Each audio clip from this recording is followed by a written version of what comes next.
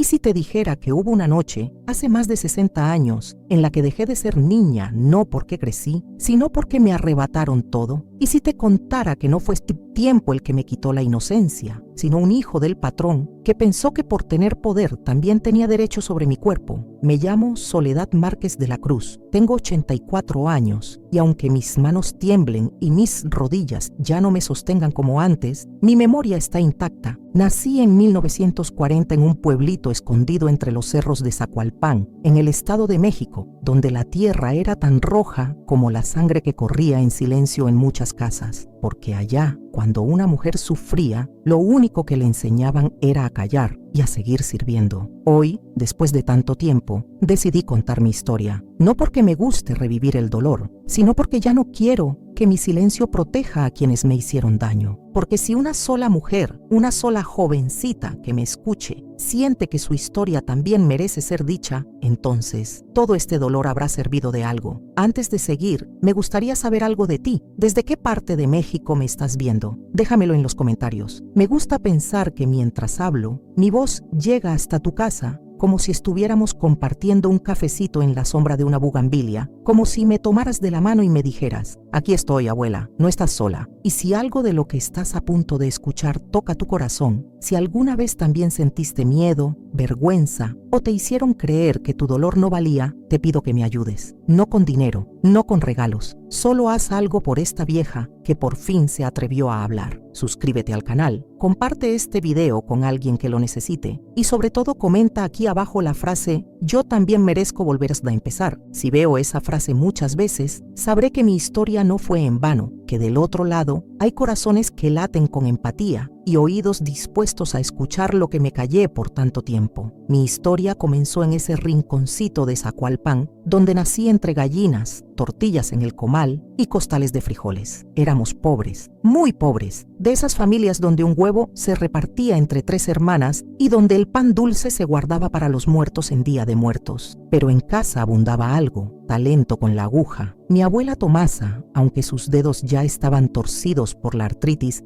hacía milagros con retazos. Ella me enseñó que la costura no solo era oficio, sino escudo. Los hombres se van, mija, pero lo que haces con tus manos nadie te lo quita, me decía con sus lentes chuecos y la mirada firme. Desde los 7 años ya bordaba pañuelos que vendía los domingos. Mientras las niñas jugaban con muñecas, yo les hacía los vestidos a esas muñecas. Nuestra casa era de adobe, de piso de tierra, con goteras cuando llovía y paredes que olían a humedad. Estudié solo hasta 4º de primaria. ¿Para qué quiere estudiar una mujer?, decía mi papá, don Gregorio. Lo que tiene que saber es cocinar, coser y obedecer. Mi mamá, doña Elvira, callaba, lavaba ropa para familias ricas y se desvivía para que al menos tuviéramos frijoles calientes en la mesa. Yo aprendí a leer con revistas viejas que me daba el panadero. En una de ellas vi, por primera vez, un vestido de París. Desde ese día, supe que quería coser belleza, no solo remendar pobreza. Guardaba los recortes debajo del colchón como quien esconde un tesoro. A los 16 años ya era conocida como la mejor costurera de la región. Hacía trajes de quinceañera, arreglaba ropa de las maestras y hasta las señoras del pueblo venían a verme con sus vestidos caros que necesitaban una mano delicada. El dinero que ganaba ayudaba en casa, sobre todo cuando mi papá ya no pudo seguir trabajando por los dolores de espalda. Fue en ese tiempo cuando me ofrecieron trabajo en la hacienda La Estrella de San Lucas, propiedad de los del Villar, una de las familias más ricas de toda la región. La señora Eloísa,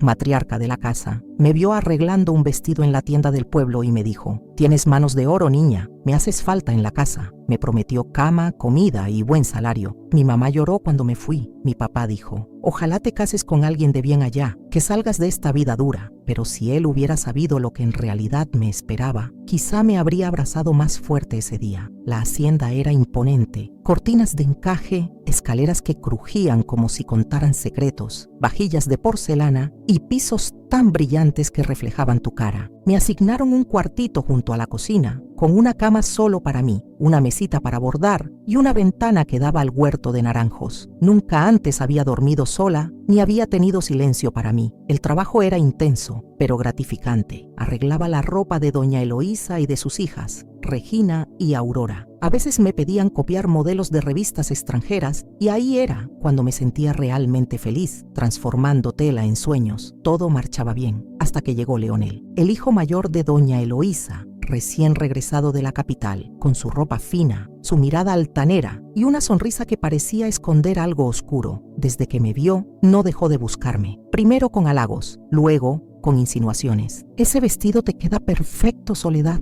como si hubiera sido cosido en tu piel. Yo evitaba su mirada, esquivaba su presencia. Sabía lo que pasaba con las muchachas que caían en las redes de los patrones. Las historias se sabían aunque nadie las dijera. Niñas que volvían al pueblo con la barriga crecida y sin esperanza. Cuidado con los hijos de los ricos, mija, me decía mi abuela. Ellos juegan, pero no se casan contigo. Por eso huía, por eso inventaba pretextos. Hasta que una noche de julio, cuando todos en la hacienda habían salido a una fiesta, me quedé sola terminando un vestido. El silencio era profundo. Solo se escuchaba el crujir del lampazo en la sala lejana. Y entonces, la puerta de mi cuartito se abrió de golpe. Ahí estaba Leonel, borracho, con los ojos encendidos y una sonrisa torcida. Por fin solitos, Soledad. Y lo que pasó después me cambió la vida para siempre. Pero eso, hija, te lo contaré en el próximo bloque, porque aunque mi voz tiemble, aunque mi alma reviva cada segundo de aquel infierno, ya no estoy dispuesta a callar. Y si tú has llegado hasta aquí, si sientes que esta historia merece ser escuchada, te pido algo desde lo más profundo de mi alma. Comenta abajo. Yo también merezco volver a empezar. Dale like, suscríbete al canal y compártelo con alguien que lo necesite. Porque si esta historia toca un corazón, aunque sea uno solo, entonces todo este dolor no habrá sido en vano. No recuerdo exactamente cuántos segundos pasaron entre que vi a Leonel en la puerta y el momento en que entendí que no había nadie más en la casa. El corazón me latía en la garganta como si intentara huir antes que yo. Llevaba en la mano un vaso con algo oscuro. El olor del licor llenó el aire antes de que él siquiera hablara. Se apoyó contra la puerta y sonrió. Esa sonrisa ladeada que me helaba la sangre desde la primera vez que la vi. Por fin solitos, Soledad, repitió, como si esa frase le diera poder sobre mi cuerpo. Quise levantarme, pero las piernas no me respondieron. Estaba sentada en mi banquito, con una aguja en la mano y el vestido de doña Eloísa sobre las rodillas. No supe si debía gritar, correr, suplicar, pero no hice nada. Me quedé quieta como si el silencio me protegiera. Él cerró la puerta tras de sí. No fue un portazo. Fue lento, con calma, como quien ya sabe lo que vamos a hacer. Y yo supe también. Lo supe antes de que se acercara. Lo supe desde semanas antes, cuando me miraba desde lejos. Lo supe cuando me llamaba bonita y nadie más lo hacía. Lo supe por los cuentos que se contaban en voz baja en el pueblo, de mozas que volvieron distintas después de trabajar en casas grandes. Intenté decir algo, pero solo salió aire de mi garganta. Me puse de pie, con el vestido en las manos, como si pudiera usarlo como escudo. Leonel se acercó lentamente, dando sorbos de su vaso, mirándome como si yo fuera un animal enjaulado. Quise salir por la puerta, pero él se interpuso. Me dio miedo moverme, me dio miedo quedarme, me dio miedo todo. ¿A dónde vas, costurerita? Solo quiero hablar contigo. ¿No me tienes confianza? No respondí. Mi cuerpo entero temblaba. Me había enseñado mi abuela a bordar con las manos firmes. Esa noche no tenía control de mis dedos. Él me quitó el vestido de las manos y lo tiró al suelo. Luego me tomó del brazo. Relájate, Soledad. No va a pasar nada que tú no quieras. Tú también lo quieres, ¿verdad? No sé si grité. Quiero pensar que sí. Quiero creer que mi voz se defendió aunque fuera una vez. Pero todo pasó tan rápido y tan lento a la vez que mis recuerdos se entrelazan en nudos de vergüenza. Sentí sus manos, su peso, su olor. Luché. Claro que luché, pero era más fuerte. Cerré los ojos. Pensé en mi abuela, en la aguja, en mi mamá, en los vestidos que quería coser algún día. Pensé en desaparecer. Cuando terminó, se levantó como si nada. Me miró desde arriba y dijo, limpiándose las manos en su pantalón: si dices algo, nadie te va a creer. Eres una sirvienta. Una más. Yo soy el hijo del patrón. ¿A quién crees que le van a creer? Salió del cuarto con la misma tranquilidad con la que había entrado, dejando tras de sí mi cuerpo hecho pedazos en el piso, el vestido arrugado, la vergüenza metida entre las uñas. No lloré de inmediato. Me quedé en el suelo mirando la madera del piso, contando las grietas, escuchando el crujido de la lámpara que se mecía con el viento. Cuando por fin pude moverme, me lavé. Me lavé con agua helada, con jabón, con sal, me tallé la piel hasta dejarla roja, hasta que ardía, pero no se iba. No se iba lo que me había hecho. Me acosté esa noche sin dormir. Oí cuando los demás regresaron. Fingí estar dormida. No quería que nadie me viera. No quería que me preguntaran. No quería existir. Al día siguiente, doña Eloísa notó que algo andaba mal. «¿Estás enferma, niña? Tienes los ojos hinchados». Me desvelé cosiendo, señora. Nada grave. Mentí. Mentí porque no sabía qué otra cosa decir. ¿Acaso podía ir con ella y decirle que su hijo me había destruido? ¿Acaso me creería? ¿Y si me culpaba? ¿Y si me echaba? ¿Y si le decía a todos que yo era la que lo había seducido? Ya lo había dicho Leonel. Él era el hijo del patrón. Yo, una costurera del campo. Pensé en huir. Pensé en volver a casa. ¿Pero cómo? ¿Qué le diría a mi madre? ¿Cómo les explicaría que había fallado? ¿Cómo soportaría ver a mi padre decepcionado y sin dinero, sin referencias? ¿Quién me contrataría? Así que me quedé. Y Leonel lo sabía. Sabía que no tenía a dónde ir. Sabía que mi silencio era su escudo. Por eso, durante semanas volvía cuando la casa quedaba vacía. A veces entraba a mi cuarto. Otras me tomaba por sorpresa en el establo, en la bodega, incluso en el huerto. Al principio, seguí luchando, pero cada vez era más difícil. No por falta de ganas, sino por agotamiento. ¿De qué servía resistirme si de todas formas hacía lo que quería? Aprendí a cerrar los ojos y dejar el cuerpo quieto mientras mi mente se iba lejos. A veces imaginaba que bordaba, que estaba en el mercado vendiendo vestidos, que era otra. Las demás sirvientas notaban mi cambio. Yo,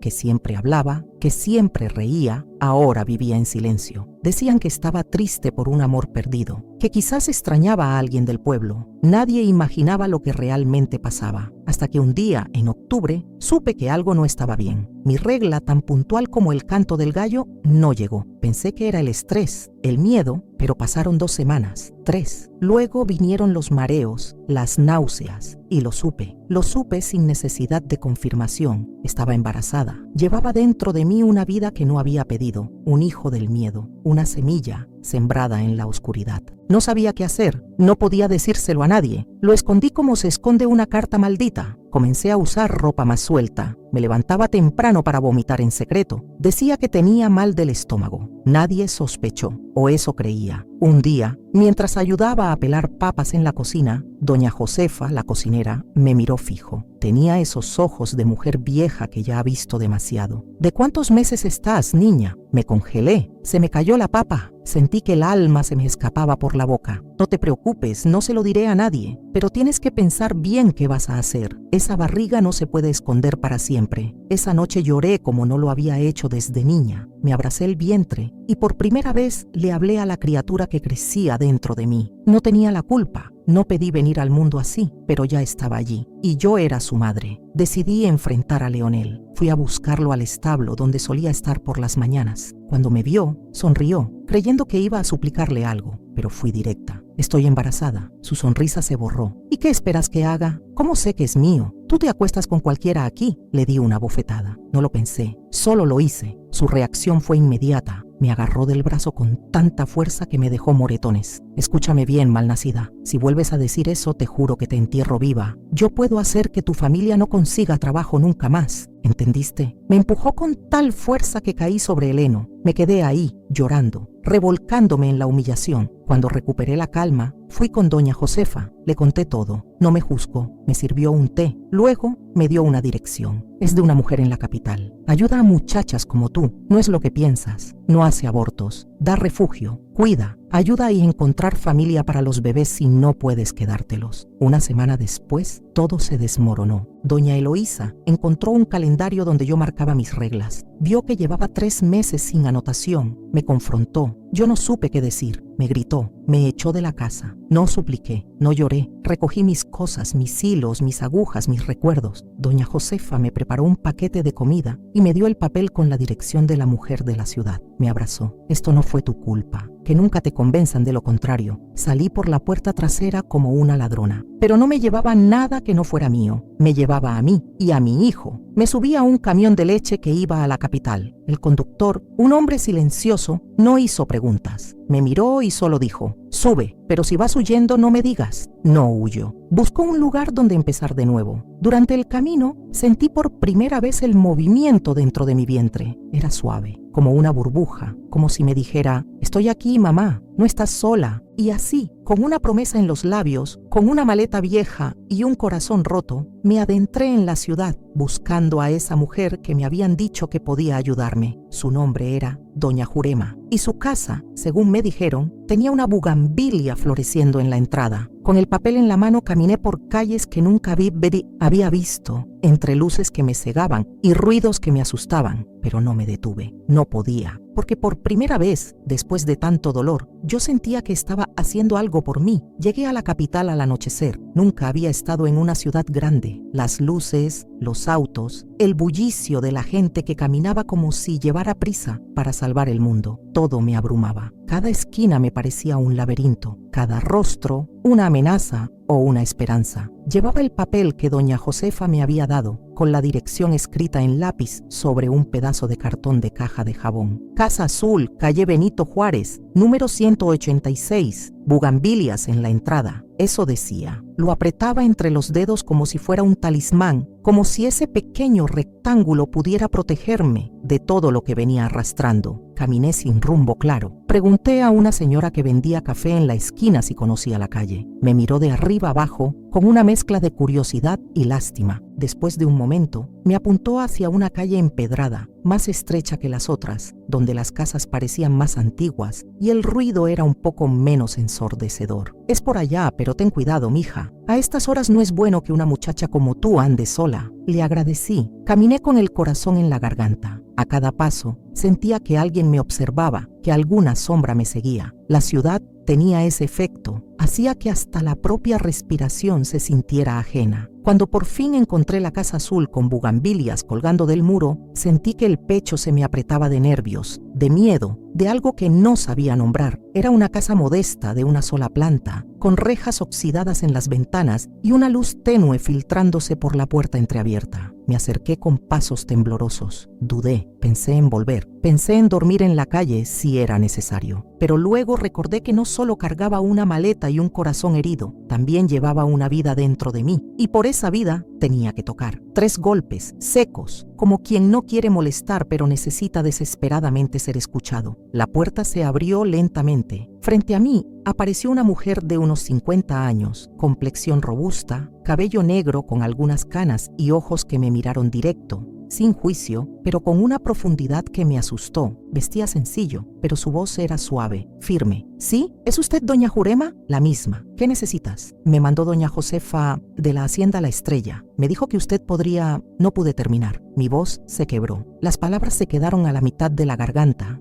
envueltas en llanto. Bajé la cabeza. Sentí las lágrimas bajar sin permiso. Ella me miró un segundo más. Luego abrió la puerta completamente. Entra, Soledad. Aquí no se le niega techo a una mujer que viene rota. No preguntó nada más. Me hizo pasar a un recibidor oscuro, con olor a café y a madera vieja. Me ofreció una silla, me trajo un vaso de agua. Luego desapareció por unos minutos, dejándome sola en aquella casa desconocida que de pronto se convirtió en el único refugio que tenía en el mundo. Cuando regresó, me indicó que la siguiera por un pasillo largo que conducía a un patio trasero. Allí había un lavadero, una mesa de madera y 3 mujeres más, jóvenes, ninguna mayor de 20. Una tenía el rostro cubierto de pecas y ojos llorosos. Otra, piel morena y mirada perdida. La tercera parecía llevar semanas sin hablar. Ellas son como tú, me dijo doña Jurema. Cada una tiene su historia. Ninguna tiene culpa. Dormíamos en una habitación común, con 4 catres y un ropero compartido. Me dieron una cobija, una muda de ropa limpia y me señalaron el lugar donde podía guardar mis pocas pertenencias. Nadie me hizo preguntas, nadie me miró raro. En ese silencio inicial encontré algo parecido a la paz. Los días siguientes fueron los más extraños de mi vida. No trabajábamos por dinero, pero cada una tenía tareas. Lavábamos, cocinábamos, limpiábamos. Yo, con mi habilidad para coser, comencé a arreglar ropa para los vecinos. Doña Jurema cobraba algo simbólico y me dejaba guardar una parte en una cajita de madera que ponía bajo mi catre. me dijo, te hará falta cuando tengas que partir. Las otras chicas también tenían sus oficios. Una bordaba pañuelos, otra trenzaba pulseras de hilo que luego vendía doña Jurema en el mercado. No hablábamos mucho entre nosotras al principio. Cada una cargaba su dolor como podía, pero poco a poco, entre tareas y noches largas, comenzaron a salir las palabras. María, la más pequeña, tenía 15 años. Su patrón, un hombre viejo, la había probado cuando apenas cumplió 14. Cuando su madre supo, la culpó por coqueta, la echó de casa y nunca más volvió a verla. Luisa, de 18, había sido enamorada por el hijo del alcalde de su pueblo. Le prometió matrimonio, pero cuando supo que estaba embarazada, la negó. Su familia la repudió por deshonra. Ana, con 20 años, huyó de un prometido que la golpeaba. Su embarazo fue resultado de una de esas golpizas. Éramos diferentes en historia, pero iguales en soledad. En ese espacio lleno de culpas que no nos pertenecían, encontramos algo que jamás imaginé tener: compañía. Comenzamos a contarnos secretos, a reír a veces, a llorar sin vergüenza y sobre todo a cuidarnos. Doña Jurema era estricta pero justa. Nos enseñaba sobre el parto, sobre cómo bañar a un recién nacido, cómo alimentar, cómo cargar sin lastimar. Nos daba té para las náuseas, masajes para los pies hinchados y sobre todo palabras que sanaban. Ustedes no son basura, ustedes no son lo que les hicieron creer, ustedes son mujeres, fuertes, capaces. No dejen que un error propio o ajeno defina su futuro. Yo la escuchaba y a veces dudaba. ¿De verdad podía tener un futuro? Después de lo que viví, después de cargar un hijo de quien me rompió, la barriga crecía, el bebé se movía. Cada patadita era una mezcla de ternura y miedo. ¿Y si lo miraba a los ojos y veía a Leonel? ¿Y si lo odiaba sin querer? ¿Y si no podía amarlo? Pero al mismo tiempo lo sentía mío. Era mi carne, mi sangre, mi hijo. Él no tenía culpa. Una noche, mientras le tejía unos zapatitos de estambre, me atreví a preguntarle a doña Jurema si era posible quedarse con el bebé. Sí, claro que sí, pero debes pensar si puedes darle una vida digna. No solo se trata de amor, también se trata de techo, comida, escuela, salud. Si lo puedes hacer, adelante. Si no, también es valiente entregar. Esa frase me marcó. Nunca nadie me había dicho que dar en adopción también podía ser un acto de amor. Siempre creí que era abandono, pero tal vez no. Tal vez, en algunos casos, era el mayor acto de generosidad. Comencé a pensar seriamente en ello. ¿Dónde viviríamos? ¿Cómo trabajaría? ¿Quién cuidaría al niño mientras yo cosía? ¿Y si me enfermaba? ¿Y si él enfermaba? Las preguntas me comían viva. Una mañana de diciembre recibí una carta. Estaba dirigida a mí. La letra era temblorosa, conocida. Era de mi madre. Doña Josefa le había contado todo. No cómo, pero sí el resultado. Decía que papá estaba furioso, que se sentía traicionado, que decía que ya no tenía hija. Pero ella quería verme, que si yo le escribía, ella iría por mí. Leí esa carta muchas veces. Lloré sobre ella. No sabía qué hacer. Volver con un bebé que representaba mi humillación, con un padre que me odiaba, o quedarme y construir algo nuevo con lo que tenía. Esa noche no dormí. Me pasé horas sentada en la ventana, mirando la bugambilia florecer en la penumbra, pensando, decidiendo. Por primera vez era yo quien iba a decidir, nadie más. Dormí apenas unas horas después de leer aquella carta. El amanecer me encontró con los ojos abiertos, envueltos en sombras que no venían de la noche, sino de la duda. La voz de mi madre resonaba en cada rincón de mi memoria. Sus palabras tan sencillas tenían el poder de romperme y reconstruirme al mismo tiempo. Escríbeme, hija. Si tú quieres, yo voy. ¿Pero qué significaba ese si tú quieres? Y si la que no quería era yo. Pasé los días siguientes atrapada en una tormenta interna. Las demás chicas en la casa de doña Jurema lo notaban. Mis manos temblaban al bordar, mi espalda se encorvaba más de lo habitual, y mi silencio, ese que había aprendido a cargar desde la hacienda, volvía hasta a instalarse sobre mi lengua. No sabía si era miedo, culpa o ambas cosas. No sabía si extrañaba a mi madre o si solo deseaba volver a una versión de mí que ya no existía. Una noche, mientras tejía una mantita para el bebé, Luisa se me acercó. Hasta entonces, ella y yo habíamos intercambiado pocas palabras, pero aquella vez se sentó a mi lado y sin mirarme directamente dijo: «Mi mamá también me escribió. Me dijo que si regresaba con el bebé me mataban, que mejor me quedara escondida donde fuera, que ya no tenía hija. Yo quemé esa carta. Pero tú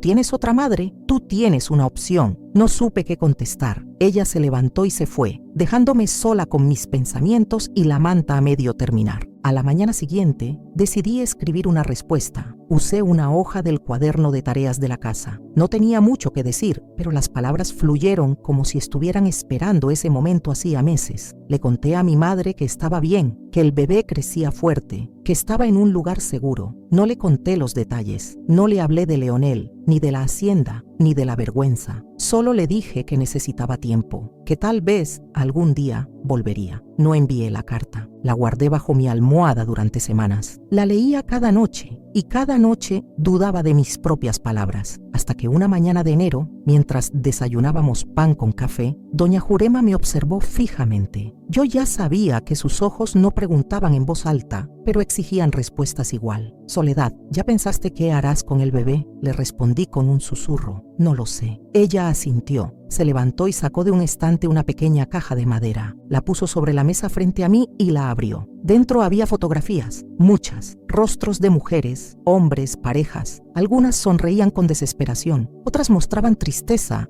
esperanza, ansiedad. Son familias que buscan adoptar, dijo sin rodeos. Algunas no pueden tener hijos, otras perdieron los suyos. Todos tienen espacio en su corazón. Me mostró una pareja, Mariana y Ernesto. Ambos se veían jóvenes pero cansados. Me contó que llevaban 10 años intentando tener un hijo. Habían sufrido 3 pérdidas. Lo habían intentado todo. Mariana era maestra rural. Ernesto trabajaba en una biblioteca. Ellos no solo quieren un bebé, quieren una historia, una oportunidad de sanar. Me quebré. Cerré la caja con fuerza y la empujé hacia ella. Me levanté y me encerré en el baño. Lloré sin hacer ruido. Me odié por siquiera considerar la idea. ¿Cómo iba a entregar a mi hijo? ¿Qué clase de madre lo abandona antes de siquiera conocer su rostro? Pero esa noche, cuando el bebé se movió en mi vientre con más fuerza que nunca, entendí algo. No era abandono, era amor, amor real. Amor que se sacrifica, amor que sabe que no basta con querer. Yo no tenía nada que ofrecerle, ni casa, ni empleo, ni familia, ni nombre. Solo tenía mi corazón y ese ya estaba roto. Pasaron los días y me fui acercando poco a la decisión. No de forma abrupta, sino como se camina en la neblina, a tientas,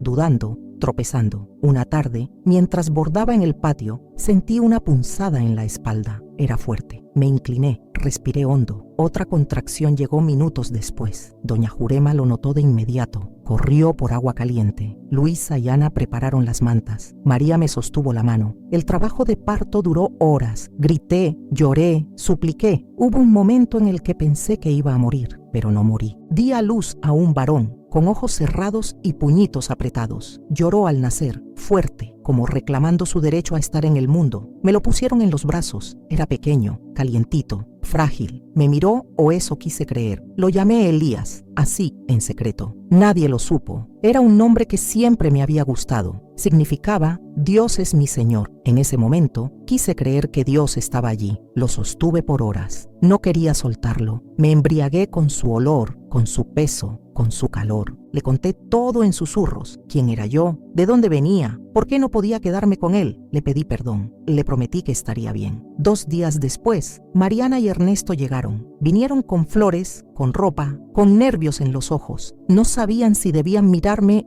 o solo mirar al bebé. Doña Jurema me preguntó si quería entregarlo personalmente. Dije que sí, era mi derecho, era mi despedida. Lo envolví en la manta que le tejí. Le di un último beso en la frente. Lo acerqué al pecho. Le dije adiós. Cuando se lo entregué a Mariana, ella rompió en llanto. Ernesto me dio las gracias con la voz quebrada y luego se fueron. No salí del cuarto durante 3 días. No comí, no hablé, solo respiraba, como quien no quiere estar viva pero no sabe cómo morir. Doña Jurema venía cada tanto, me dejaba agua, pan, sopa, no me exigía, no me juzgaba, solo estaba. Una mañana entró con una carta. Era de Mariana. Me contaba que Elías había llegado bien, que ya habían comenzado los trámites legales, que tenía su propia cunita, que lo arrullaban cada noche. Me mandaba una foto. En ella, el bebé dormía envuelto en la manta que yo le hice. En su rostro, paz. Leí esa carta muchas veces. Al principio con rabia, luego con tristeza, después con algo parecido a gratitud.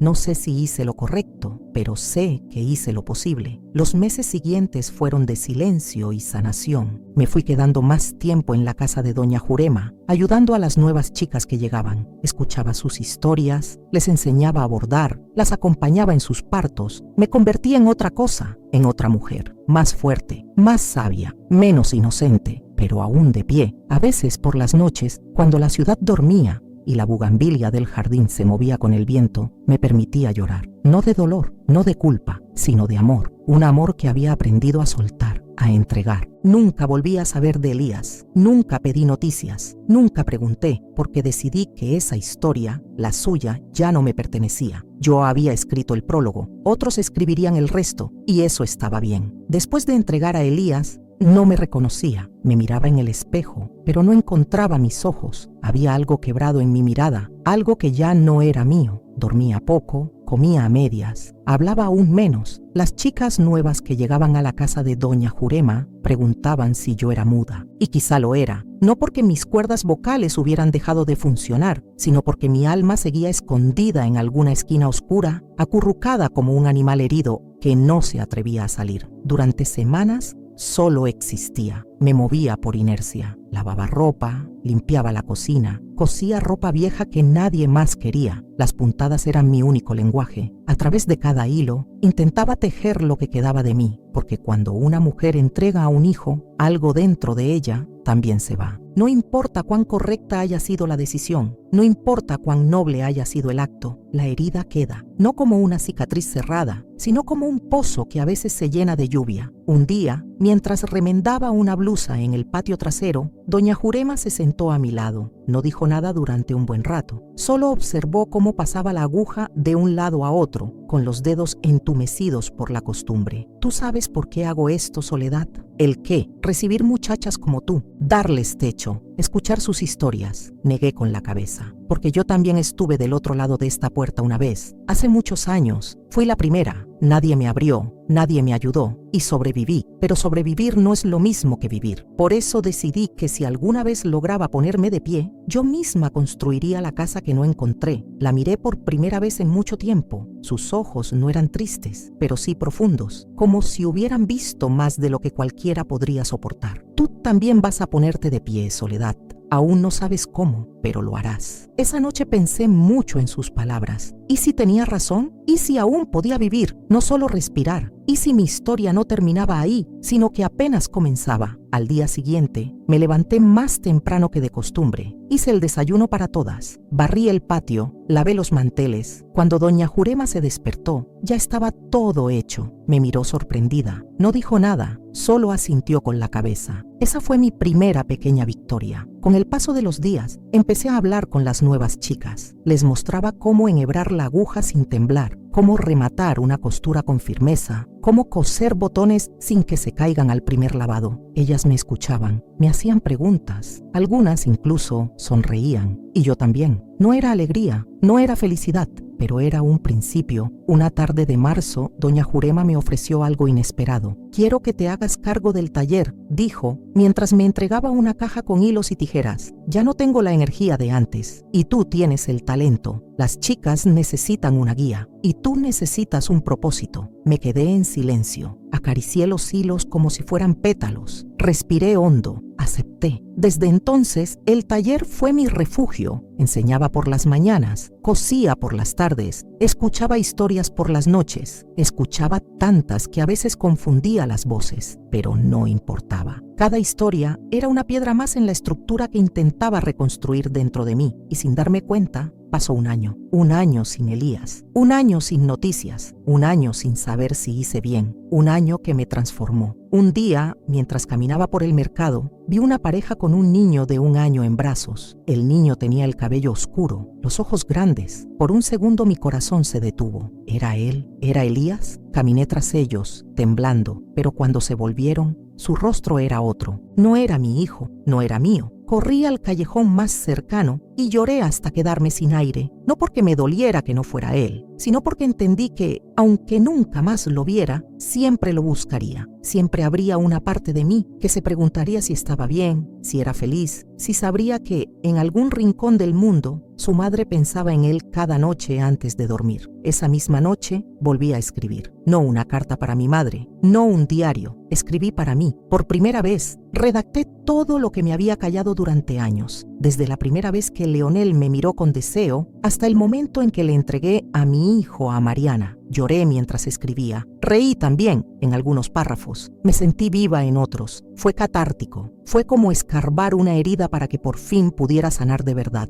Guardé ese cuaderno en una caja. Lo envolví en tela. Lo escondí debajo de mi catre. Era mi historia, mi verdad, mi legado. Unos meses después, doña Jurema me propuso algo más grande. Quiero que te encargues de la casa cuando yo ya no pueda. No soy eterna, Soledad, y tú tienes lo que se necesita. Me asusté, me sentí pequeña, incapaz, pero también sentí algo que hacía tiempo no sentía. Confianza, no en ella, en mí. Acepté. Poco a poco, me fui convirtiendo en la mujer que alguna vez soñé ser. No una princesa, no una costurera de París, no la esposa de un hombre rico, sino una mujer libre, una mujer entera, una mujer que se reconstruyó con los pedazos rotos que la vida le dejó. A veces, llegaban chicas que me recordaban a mí, con los ojos asustados, con el alma hecha trizas. Yo las recibía con café caliente y una cobija limpia, y les decía lo mismo que una vez me dijeron a mí: aquí no se le niega techo a una mujer rota. Y ellas entendían, y poco a poco también sanaban. Una de esas chicas, Fernanda, me abrazó un día y me dijo: gracias por no juzgarme, gracias por ser mi segunda madre. Y lloré, porque en ese momento entendí que, aunque había perdido a mi hijo, el universo me había dado muchas hijas. Volver a Zacualpan fue una decisión que no tomé de golpe. Me tomó años, años de silencio, de distancia, de heridas mal cerradas, años de imaginar cómo sería ver de nuevo esas calles polvorientas, ese árbol de mango frente a la iglesia, esas caras que alguna vez creí familiares. Me preguntaba si aún estaría la banca donde solía sentarme con mi abuela Tomasa, si seguiría existiendo la tienda de don Ciriaco donde mi madre compraba arroz por gramos. Pero sobre todo, me preguntaba si mi casa seguiría en pie, si mi madre aún viviría allí, si al tocar la puerta, ella la abriría o la dejaría cerrada, como castigo por el pasado que nunca pude explicar. Fue una carta la que lo cambió todo. Llegó una mañana de mayo, escrita a mano, con tinta azul temblorosa, sin remitente, pero con un olor que reconocí al instante. Era de mi hermana menor, Julia. No sabía que aún vivía, ni siquiera sabía si había sobrevivido a los años que yo estuve fuera. En la carta me contaba que mamá ya era muy mayor, que pasaba los días sentada en el patio, mirando al horizonte, como si esperara a alguien que nunca volvía. Decía que papá había muerto hacía 5 años, que nunca quiso volver a hablar de mí, que hasta el último día sostuvo que yo había traído la vergüenza a la familia. Pero mamá,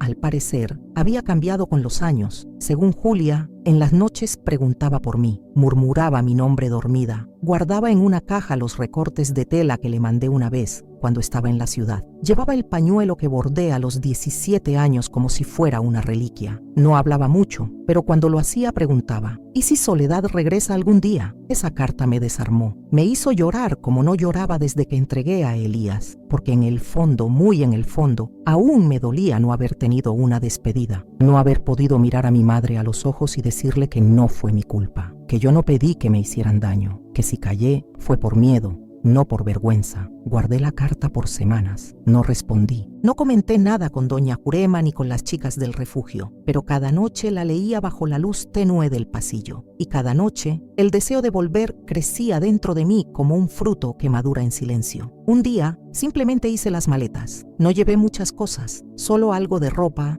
mis agujas, un cuaderno con anotaciones y una pequeña caja de madera donde guardaba mis escritos. Doña Jurema no preguntó. Me miró desde el marco de la puerta con esa expresión suya que decía más que 1000 palabras. Me dio un abrazo largo, fuerte, como si supiera que ese viaje era más peligroso que cualquiera, no por los kilómetros, sino por los recuerdos. Si algo va mal, regresa. Aquí siempre habrá lugar para ti. Fueron sus únicas palabras. Tomé el autobús de la madrugada. Viajé durante casi 10 horas. el paisaje cambiaba lentamente. Las luces de la ciudad se diluían en campos de maíz, en cerros silenciosos, en caminos sin pavimento. Cuando finalmente vi el letrero oxidado que decía «Bienvenidos a Zacualpan», sentí que el estómago se me hacía nudo. Era como si el tiempo se hubiese doblado sobre sí mismo, como si volviera a tener 16 años, como si aún llevara en el vientre un secreto que me quemaba por dentro. Bajé en la plaza principal. Todo parecía más pequeño. Las casas, las calles, incluso la iglesia. O tal vez era yo la que había crecido, no en estatura sino en vida. Caminé lentamente hacia la que fue mi casa. Reconocí el zaguán, ahora despintado, la barda, con grietas. El rosal que mi madre cuidaba con devoción seguía allí, aunque más seco, más triste. Toqué la puerta con manos temblorosas. Abrió Julia. Nos miramos por un segundo eterno. Sus ojos se llenaron de lágrimas. No dijo nada, solo me abrazó. Y en ese abrazo entendí que, a pesar del tiempo y del dolor, aún quedaba algo intacto entre nosotras. El lazo de sangre, el recuerdo de la infancia, la promesa de que algún día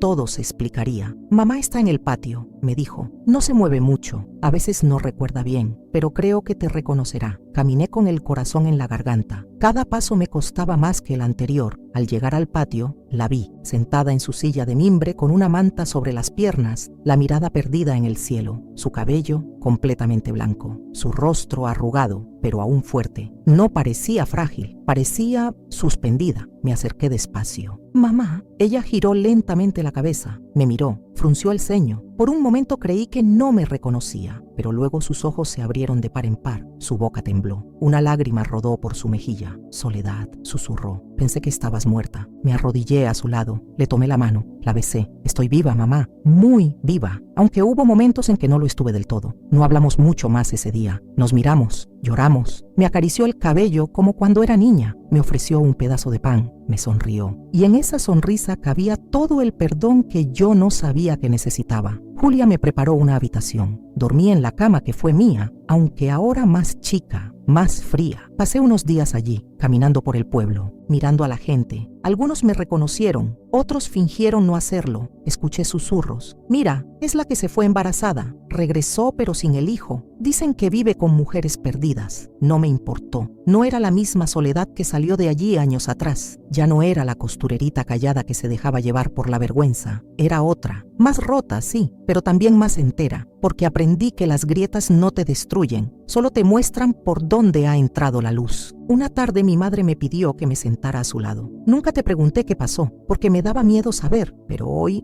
quiero entender. Y se lo conté todo, sin pausas, sin adornos. Le hablé de Leonel, de la hacienda, de las noches de miedo, de Elías, de doña Jurema, de la casa azul, de las muchachas, del taller, de todo. Ella me escuchó en silencio. Al final me tomó la mano. «Perdóname, hija, por no haber estado, por no haberte protegido, por no haber sabido ver». Lloramos juntas. Y por primera vez en mucho tiempo, lloré con paz. Pasé un mes más en Zacualpan. Ayudé a Julia a ordenar la casa. Llevé a mi madre al médico. Me reconcilié con mi pasado. Y cuando sentí que ya era hora, volví a la ciudad. Volví a mi refugio, a mi taller, a mis chicas. Volví con la certeza de que el pasado no se borra, pero sí se transforma. Que regresar no siempre es retroceder. A veces es cerrar un círculo para poder abrir otro. Convertirme en la nueva encargada del refugio no fue un acto heroico, ni una recompensa por todo lo que había vivido. No hubo ceremonia, ni palabras rimbombantes, ni abrazos multitudinarios. Fue algo silencioso, íntimo, como ocurre con las cosas que importan de verdad. Un día, doña Jurema me miró mientras regábamos las plantas del patio y me dijo sin rodeos: «Es tuyo ahora». Yo ya cumplí, y me extendió las llaves, con la misma calma con la que se pasa un hilo por la aguja. Las acepté temblando por dentro, no porque no me sintiera capaz, sino porque sabía lo que esa casa significaba. No era solo una construcción con paredes desconchadas y techos bajos. Era un útero para muchas que nunca conocieron el calor de un hogar. Un altar de confesiones, un terreno sagrado donde las mujeres llegaban rotas y a su ritmo empezaban a reconstruirse. La casa azul estaba envejecida como muchas de nosotras. Tenía goteras en el techo, humedad en las paredes y puertas que crujían con solo mirarlas, pero también tenía historia. En cada rincón se respiraba resistencia, desde el perchero de la entrada, donde tantas colgaron mochilas, faldas, pañuelos robados, hasta la mesa grande del comedor, testigo de lágrimas, risas, discusiones y silencios pesados. Lo primero que hice como guardiana fue cambiar los colores de los cuartos, no porque estuvieran mal, sino porque sentía que cada mujer merecía llegar a un espacio que se sintiera nuevo. Pintamos con ayuda de las residentes. Algunas preferían tonos claros, otras más intensos. No había reglas, solo la intención de crear un lugar que, al abrir la puerta, dijera: aquí puedes respirar. Después, organicé una biblioteca con los libros que muchas habíamos acumulado con los años. No eran grandes obras literarias, pero sí tesoros. Revistas viejas, novelas románticas, cuentos infantiles, incluso una Biblia que había pasado por tantas manos que ya apenas se leía. Puse una regla: ninguna historia podía quedarse muda. Si un libro no era leído en 6 meses, debía contarse en voz alta. Y así nacieron nuestras tardes de lectura compartida. También abrimos un pequeño taller de costura inspirado en mis años de bordadora. No era profesional. Usábamos máquinas donadas, agujas torcidas, hilos sobrantes, pero era nuestro. Y cada puntada era una conversación pendiente, una memoria que tomaba forma. Las chicas nuevas llegaban con el mismo miedo de siempre, algunas sin hablar durante días, otras fingiendo dureza, pero la casa sabía cómo acogerlas, no con palabras sino con gestos: un plato caliente, una cama limpia, una lámpara encendida al amanecer. Poco a poco, cada una iba soltando lo que traía a cuestas, y cuando lo hacían, nos sentábamos en círculo como aquella noche que yo hablé por primera vez, y escuchábamos sin juzgar. Una tarde llegó Daniela, de apenas 16 años, con una herida profunda en la pierna y otra más grave en el alma. Su padrastro había intentado disciplinarla con un cinturón después de verla hablando con un muchacho. Su madre, en lugar de protegerla, la echó de casa diciendo que provocaba desgracias. Daniela pasó 3 días en la calle antes de llegar con nosotras. No confiaba en nadie. Se sentaba sola, comía rápido y dormía con un cuchillo escondido bajo la almohada. Pasaron semanas antes de que aceptara coser con nosotras, y una noche, sin previo aviso, me mostró un trozo de tela con una flor bordada en el centro. «Es mi hermana»,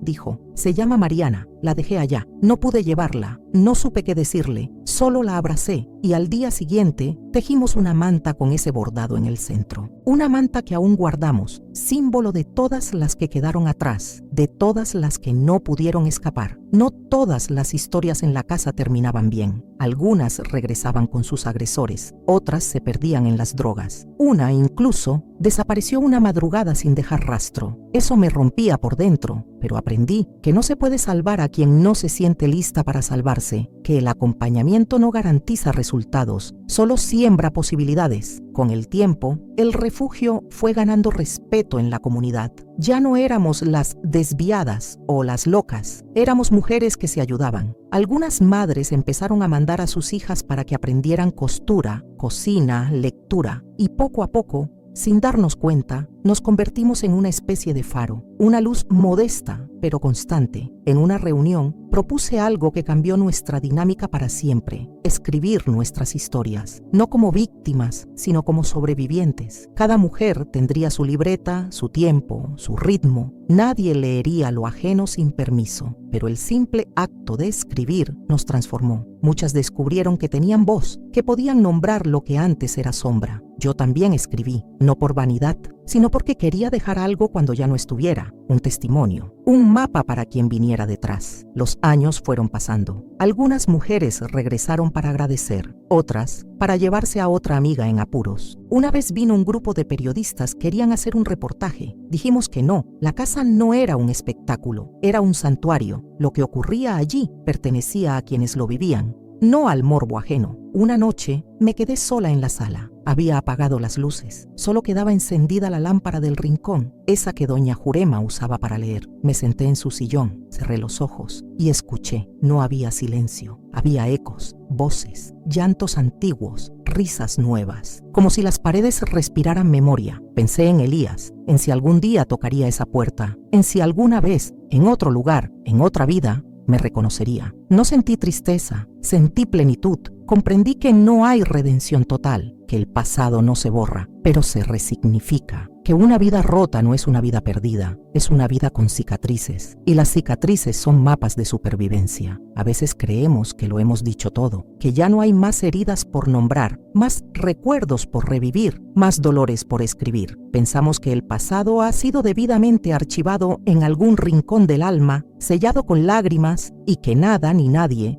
puede ya perturbar su sueño. Pero el pasado no duerme, solo se esconde y basta una carta, una sola línea escrita a mano para que vuelva a abrir los ojos y nos obligue a mirar de nuevo lo que habíamos evitado por décadas. Fue una mañana nublada, de esas en que el aire pesa y todo parece moverse más lento. Estaba limpiando la cocina del refugio cuando una de las chicas entró con el correo en la mano. Me dijo que había una carta para mí, no tenía remitente, solo mi nombre completo escrito con una letra temblorosa, como si quien la escribió hubiera dudado hasta el último segundo. Al ver el sobre, algo en mi estómago se encogió. No sabía por qué. No era raro que algunas mujeres que habían pasado por la casa me escribieran después. A veces eran palabras de gratitud, otras veces noticias sobre sus vidas, hijos, trabajos. Pero esa carta era distinta. El papel olía a humedad antigua y al tocarlo sentí frío en las yemas de los dedos. Esperé hasta la noche para abrirla. Me encerré en mi cuarto, encendí la lámpara, respiré hondo y rompí el sello. Lo que leí me dejó helada. Soy yo. No sé si recordarás mi nombre, pero creo que sí. He vivido con tu rostro en mi conciencia durante muchos años. No busco perdón. Solo quería que supieras que he pensado en ti cada día desde que te fuiste. No decía más, ni firma, ni explicación, pero yo sabía quién era. Era don Armando, el hijo del patrón, el hombre que cambió mi vida cuando yo tenía apenas 13 años, el que me arrebató la inocencia en un cuarto oscuro, mientras su madre dormía en el piso de arriba, el que me hizo prometer que no diría nada, porque nadie te creería, el que sembró en mí una culpa tan profunda que durante años creí que merecía cada golpe que vino después. Me temblaban las manos. Volví a leer la carta una y otra vez. Era corta, no más de 10 líneas, pero cada palabra era una herida abierta. No buscaba perdón, decía. Entonces, ¿para qué la enviaba? Porque ahora, ¿qué derecho tenía a reaparecer después de enterrarme viva tantos años? No dormí esa noche. Me senté frente a la ventana y vi pasar las horas como si fueran fantasmas. Recordé el sonido de sus botas en el pasillo, su aliento en mi nuca, la forma en que me empujaba contra la pared sin decir una palabra. Recordé el dolor, la vergüenza, el asco, pero también recordé el silencio, el miedo a hablar, la soledad de saber que si decía algo, no habría casa, ni madre, ni justicia que me creyera. Y por primera vez en muchos años sentí odio, un odio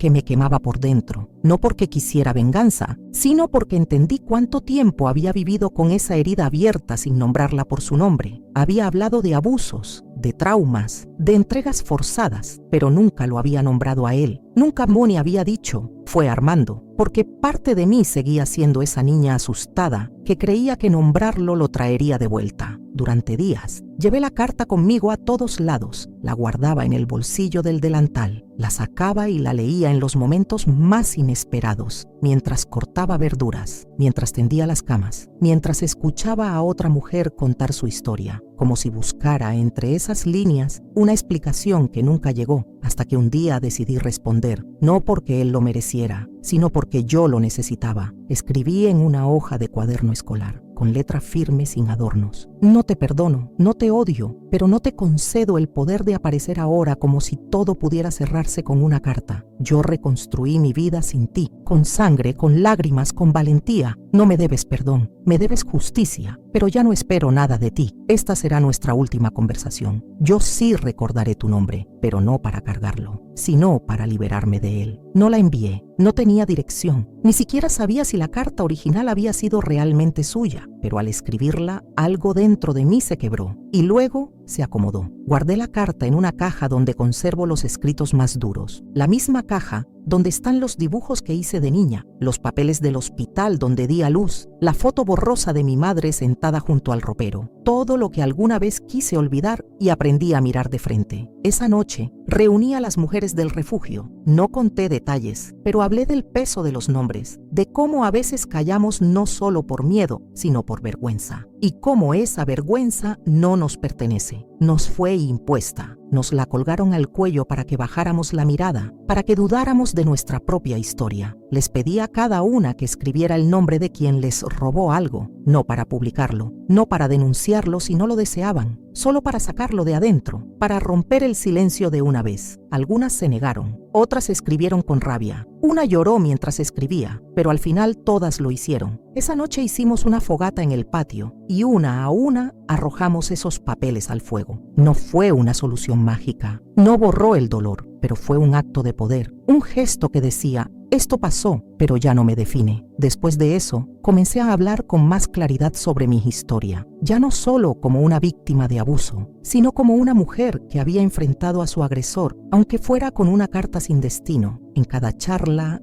en cada taller, en cada círculo de lectura, repetía lo mismo: nombrar es comenzar a sanar. Un día, una periodista me buscó. Había oído hablar del refugio, de las historias compartidas, de la transformación que vivíamos allí. Quería hacer un documental. Le dije que no. No queríamos cámaras, no queríamos luces, queríamos respeto, pero acepté grabar mi voz. Grabamos en un cuarto cerrado con una sola lámpara encendida. Hablé durante horas. Conté lo que nunca había dicho en público. Nombré a Armando, nombré la hacienda, nombré la habitación, nombré la sangre. La grabación nunca se publicó. La periodista decidió protegerme, pero me dio una copia. Y esa copia se convirtió en mi escudo. Cada vez que alguien dudaba de mi historia, yo decía: escúchala. Y entonces comprendí algo que no había entendido en todos mis años de lucha: que mi historia, con todos sus horrores, también era luz para otras, que contarla no era solo catarsis, era semilla, y que aunque muchas heridas no cicatrizan por completo, aprender a mirarlas sin miedo es también una forma de sanación. Volver. Esa palabra había rondado mi cabeza durante años, como un eco sin descanso. Volver a ese lugar, a esa tierra de polvo rojo y cercas torcidas, a la hacienda donde todo comenzó, donde mi infancia fue arrancada de raíz y enterrada bajo un silencio que me duró décadas. Volver no era un deseo, era un llamado, un desafío que evitaba con excusas, con miedo, con 1000 razones para no hacerlo. Pero tarde o temprano, entendí que algunas heridas solo pueden empezar a sanar cuando les miramos el rostro en el lugar donde nacieron. Tenía 78 años cuando decidí que era hora. No dije nada a las mujeres del refugio. No quería advertencias, ni consejos, ni manos que quisieran detenerme. Tampoco era un viaje de nostalgia. No buscaba respuestas, buscaba paz. Tomé un autobús al amanecer. El trayecto fue largo, pero no tanto como el tiempo que había tardado en reunir el valor para hacerlo. Durante horas, el paisaje se deslizaba por la ventana como una película muda. Árboles secos, vacas flacas, caminos de tierra que parecían no llevar a ningún sitio. El corazón me latía fuerte, no por miedo a lo que encontraría, sino por lo que podía despertar dentro de mí. Llegué cerca del mediodía. La hacienda ya no era lo que fue. La entrada de madera había cedido al moho. El portón colgaba de una bisagra oxidada. El letrero que decía Santa Rosalía apenas se leía. Todo parecía más pequeño, más frágil, como si el tiempo también hubiera querido borrar sus propias huellas. Avancé a pie por el sendero principal. Las piedras seguían en el mismo lugar, pero ahora cubiertas de maleza. A mi izquierda, el campo donde alguna vez recogí flores para adornar el altar de la Virgen. A la derecha, el galpón donde el patrón guardaba los sacos de café. Todo estaba vacío, silencioso. Los fantasmas no hacían ruido, pero se sentían en el aire. Llegué hasta la casa principal. La puerta estaba abierta. Dudé en entrar, di un paso, luego otro. El crujido de la madera bajo mis pies fue como un grito. El comedor estaba intacto, la misma mesa larga, las sillas, el reloj de péndulo detenido. Subí las escaleras con lentitud. Mis piernas temblaban, no por la edad, por el recuerdo. La habitación estaba al final del pasillo, la de las cortinas de encaje, el espejo redondo, la cama de hierro, la misma en la que una tarde de septiembre él me hizo sangrar por primera vez. Me detuve en la puerta, cerré los ojos, podía olerlo todo, el sudor, la colonia barata, el miedo. Abrí los ojos, entré, no había nadie, solo yo y la niña que fui. Me senté en la cama, toqué la cabecera, la pintura descascarada, el polvo acumulado. Pensé en gritar, en llorar, en maldecir, pero no hice nada de eso, solo respiré. Y al hacerlo sentí que algo se aflojaba en mi pecho. De mi bolso saqué una carta, la había escrito días antes, sin destinatario. Era para mí, para esa niña que fui y que nunca tuvo a nadie que le dijera: no fue tu culpa. Le escribí lo que habría querido escuchar entonces. Te fallaron, pero tú no fallaste, sobreviviste, y eso es heroico. La dejé en el cajón de la mesita de noche. Cerré el cajón, cerré la puerta y bajé las escaleras. No me despedí, no lo necesitaba. Caminé hasta el viejo lavadero donde solía enjuagar los trapos con mi madre. El agua ya no corría, pero aún estaba la pileta de piedra. Me senté allí, miré el cielo, pensé en ella, en su mirada dura, en su voz áspera, en su silencio. Por primera vez no sentí odio, solo lástima, porque ella también fue una mujer rota y no supo amar de otra forma. Regresé caminando hasta el pueblo, me detuve en la plaza, había niños jugando, un vendedor ambulante ofrecía pan dulce, una anciana tejía bajo un árbol, todo era vida, y yo estaba viva. Volver no cambió mi pasado, pero cambió mi forma de sostenerlo. Cuando regresé al refugio, nadie me preguntó nada, pero una de las chicas,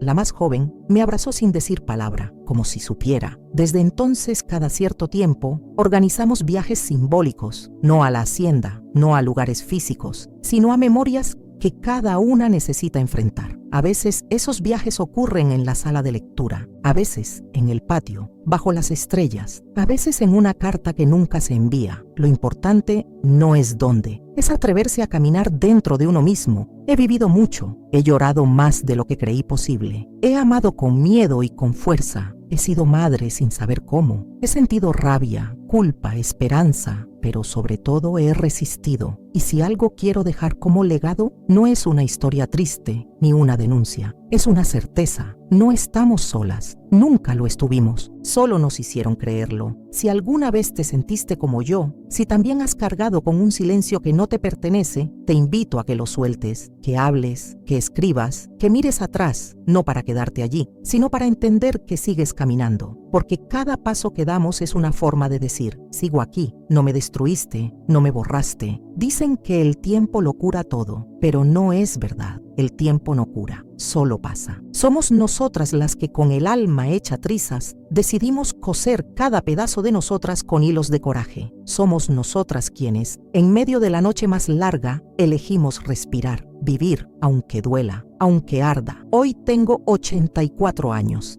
Y por primera vez en mi vida puedo decir que no le tengo miedo a mi historia, porque no me avergüenza, porque no me define como víctima, sino como sobreviviente, como mujer, como voz que no se quebró aunque temblara. No fue fácil llegar hasta aquí. Pasé décadas ocultando las partes más oscuras de mi vida. Temía que me señalaran, que no me creyeran, que dijeran que yo lo había permitido, que esas cosas ya pasaron, como si el dolor tuviera fecha de vencimiento. Pero aprendí que lo que se calla se pudre y lo que se nombra se libera. Mirar atrás ya no me hace sangrar, ahora me permite comprender. Comprendo que mi madre no supo protegerme porque nadie la protegió a ella. Comprendo que fui entregada a un hombre como si fuera una prenda usada, porque en su mundo las niñas pobres no tenían valor. Comprendo que las cicatrices que llevo en el cuerpo y en el alma son huellas de mi lucha, no marcas de mi vergüenza. Me preguntan a veces si me arrepiento de algo. Me arrepiento de haber callado tanto tiempo, de no haber abrazado a esa niña que fui, de no haberle dicho, no fue tu culpa, pero también me perdono, porque hice lo que pude con lo poco que sabía, porque sobreviví como supe, y eso, ahora lo sé, también fue un acto de amor propio. Hoy camino con la cabeza erguida, no necesito esconder mi mirada, no me doblo ante el pasado, lo cargo con dignidad, como quien lleva una bandera, porque si yo, que fui vendida, abusada, silenciada y olvidada, logré alzarme, entonces cualquiera puede. Mi vida no fue escrita en cuentos de hadas, fue escrita en tierra, en sangre, en lágrimas, pero también en semillas, porque cada vez que cuento mi historia, estoy sembrando esperanza en otra mujer, y ese es mi legado. A ti, que me escuchaste hasta aquí, quiero decirte algo, no estás sola. Puede que aún tengas miedo, puede que tus recuerdos te asfixien, que sientas que nadie entendería tu dolor, pero yo sí entiendo, y muchas como yo también, porque nuestras historias se parecen, aunque nuestros rostros sean distintos, porque el silencio nos fue impuesto, pero la voz nos pertenece. Hoy quiero invitarte a hablar, a escribir, a gritar si es necesario, a contar tu historia aunque tiemble tu voz, porque mereces vivir sin miedo, mecer tus heridas con ternura, sentarte contigo misma y decir, lo logré, estoy viva, estoy aquí. Si llegaste hasta el final de este relato, no fue por casualidad. hay algo en ti que también quiere sanar, que también quiere cerrar ciclos, que también quiere romper cadenas. Así que te pido, desde lo más profundo de mi corazón, que no guardes esta historia solo para ti. Compártela, envíala a quien sabes que lo necesita, a esa amiga que aún calla, a esa hermana que finge estar bien, a esa mujer que un día fuiste y que todavía te habita. Y si esta historia tocó algo dentro de ti, comenta: yo también merezco vivir sin miedo, porque escribirlo es el primer paso para hacerlo real. Suscríbete a este canal, no por obligación, sino porque aquí no hablamos desde el juicio, sino desde la verdad. Aquí, cada historia es una semilla, y tú al sembrarla ayudas a que otras florezcan. Este video es una obra de autoría propia, inspirada en historias reales de sobrevivientes como yo.